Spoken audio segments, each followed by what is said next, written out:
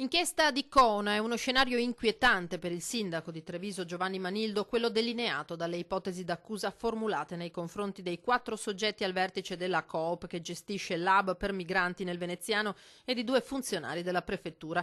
E proprio la gestione della struttura e i controlli su di essa sono finiti sotto la lente della magistratura, che ha indagato i responsabili della cooperativa per associazione per delinquere finalizzata alla frode in pubbliche forniture e i funzionari pubblici per rivelazione di segreto d'ufficio. Bene che la magistratura faccia il proprio corso e ravvisi se ci siano delle responsabilità penali che sono particolarmente odiose in un'attività come questa.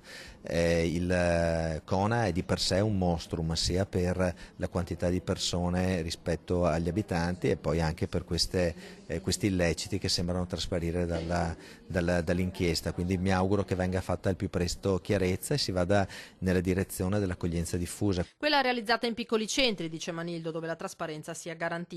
Di certo l'accoglienza è uno dei fronti più ostici per il governo del Partito Democratico, accusato di non aver gestito adeguatamente il fenomeno. Penso che non sia un tema targato politicamente, penso che l'emergenza che abbiamo avuto di queste persone che premono sull'Europa e premono sul mondo sia frutto di situazioni ambientali molto difficili nei paesi d'origine. Penso che da quando c'è il ministro Minniti si sia migliorato fortissimamente il rapporto tra l'Italia e i paesi di partenza dei migranti. Penso che sia riduttivo dare a un partito o a qualcosa colpa di una gestione che era oggettivamente difficile.